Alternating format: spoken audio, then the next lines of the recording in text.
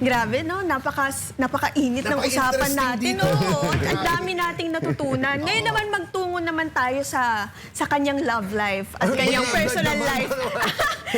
Alam naman po, lingid sa kaalaman ng ating mga kababayan, ang wife ni Kong Mike Defensor ay napakaganda, no? Ako, thank you. Hello po, Miss Julie. Shoutout po Hindi sa na inyo. maganda. Ang sarap pa magluto. Ang sarap pa grabe. magluto. As in, Hindi over. totoo yan. Ito pa siya, binola ka lang nun. Pag sinasabi niya, pinagluto ko to. O, hindi totoo yun. Hindi ba totoo yun? Grabe ko naman. Pinabili na yun, ininit na lang. Ah, so, pero feeling ko naman, sa tagal po ng relasyon ninyo, napagluto naman po kayo ni Miss Julie. Isang beses. Ano po iyon? Isang Ano beses. po iyon? Actually, tingin ko, ako din nagkamali. Siguro na-trauma siya. Kasi bata pa siya noon, sabi niya, uwi ka dito, pagluluto kita. Tapos, fried chicken. Pero fried lang naman. Pag-cut ko, ano pa? Sabi ko, May dugo-dugo Oo. pa. Sabi ko, ang sarap naman ito, dinuguan. So parang umiyak siya noon, umiyak siya. From there, na-trauma na. Pero I was just joking. Pero hindi, okay. Ganito, siguro, ang ginagawa niya, minimake sure niya, Tatawa ko, minaalala din ako eh. minimake sure niya na maayos yung pagkain. Yan, Yun naman alalay. pala. Oo. Pero yun yung pinaka talagang naaalala niyong luto niya sa inyo, ano? Yun Fried lang talaga. chicken, dinuguan. Yun lang talaga. Dinugo ang manok. Anyway, nandito na tayo sa mga little known facts. Compound yung question ko eh. Okay. Number one, ano ang isang bagay na hindi alam ng publiko Tungkol tungkol kay Mike sa'yo. Defensor? And second, anong sa palagay nyo ang isang bagay na biggest misconception about Mike you. Defensor ng publiko?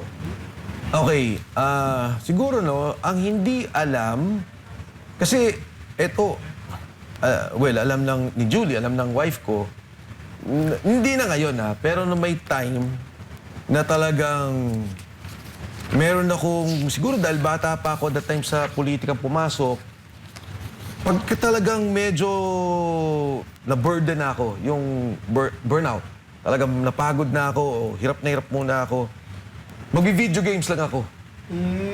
Talaga? Video Mahilig games kayo lang. maglaro? At that time, video games. Pero ngayon, hindi na masyado. Or actually, hindi na talaga. Greatest misconception sa tingin mo? Misconception, alam mo, napapansin ko, pagkakausap ko yung mga tao, sinasabi nila, parang, uy, masaya ka palang kasama, parang palatawa ka pala, yung ganyan. Kasi kala namin sa TV, suplado ka. Hindi So, naman. ganun. Tapos, yung pangalawa siguro sinasabi, ay, akala namin matangkad ka sa TV. I get that a lot. Ang laging pag nakikita ko for the first time, ang liit nyo pala. Oo. Kaya nga small talk. Oo, small talk. So yun. Yung, tingin ko yung bagay na yun na nag-video. Naabutan pa ako sa paras ng mga reporters. That time Talaga? cabinet na ako. Nauso yun yung, anong tawag dyan? Yung may console na maliit. PSP? Hindi PSP, yung bago pa PSP Game and go ba yun? Parang, sa ganun parang, yung maliit lang, parang PSP ngayon. So nakita pa ako ng isang reporter, sabi, sir, nagaganyan ka pala. Sabi ko, pag nakaka-stress, di ba, ano ka muna, lalaro ka 30 minutes para lang matanggal yung stress mo. Kung hindi po kayo public servant ngayon, ano kaya ang trabaho ng isang Mike Defensor? I would think, actually hindi mo ako public servant ngayon Diba? Private sector talaga, kasi at some point, kasi bata nga ako nagsimula, at a certain time, nung nasa kabinete, nung nawala na ako sa kabinete, si President GMA was asking me, balik ka sa gobyerno. Sabi ko, ma'am, gusto ko muna mag-focus sa negosyo, gusto ko mag-focus sa mga anak ko. Kasi ang hirap din and this goes for yung mga nasa Congress or sa public service, ang hirap talaga nung nasa government ka, and nagbibuild ka ng pamilya mo. Especially that time. Ngayon, medyo maganda na yung salaries, nagkaroon ng increase. Kasi talagang medyo may konting sakripisyo. Yeah. Yun yung ginawa ko talaga, na mag-focus ako sa negosyo, maayos ko yung financially yung pamilya ko, na hindi mo kailangan kumuha ng maleta para masustain mo yung buhay at pag-aaral ng yung mga anak. Anyway, eto I don't know if I should ask this. Hindi naman maselan. Siyempre, naging boss niyo yung kaibigan natin, si GMA. Oo. Oh. Can you tell the people something about GMA that is not generally known? Not generally known. Okay. Well, una, si GMA talaga, pag nagalit, kasi di ba ang perception parang nanggagalit siya, ganun. Actually, hindi siya nagagalit. All related sa trabaho. Kahit na, kunyari, nag-uusap kayo, tapos may tinanong ko sa kanya, hindi siya nagagalit eh. Talaga? So, kunyari, even if you're housing secretary, may tatanong ka sa housing, no, hindi siya nagagalit. Ang ayaw niya, pagka may trabaho na dapat tapusin. For example, sabi niya, ayusin niyo yung permitting ng mga tao. Kunyari, maglo-loan ka. Dati kasi ang requirement para makapag-loan, if I'm not mistaken, mga 21 documents. Dami. Oh. Grabe So, red tape. galit na galit si GMA doon. So, doon siya sumisigaw na talagang, fix this, we have to do this, blah, blah, blah. Pero hindi siya galit sa'yo. Mo yata yung tono. Oo, ganyan.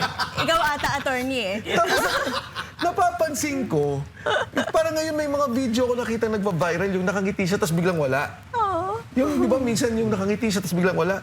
Actually, noon pa siya ganun. Noon pa siya ganun. Nakaya niya na galit siya. Eto ako, baliktad naman ha. Galit siya, and then bigla siya nakangiti. So, si ma'am, may pagkaganon siya yung... Kaya niya, ina-snap. Di ba, kunyari galit tayo, ang hirap natin immediately mag-recover. Oo. Si Ako, Jemmy ganun hindi. ako eh. Oh, I guess siguro dahil nga yung galit naman niya was never personal. You know, hindi naman ganun. Kaya pwede siya nagagalit. Ngayon, hindi na. Ito trabaho. Tapos nakita siya, oh, kumusta na, Attorney Ferdy? Ganun na, ano, parang ganyan. Parang hindi ganyan yung tono. Hindi. Eh, pag kay Sir Mike, paano? Hi, Mike. What happened to this? Ito naman.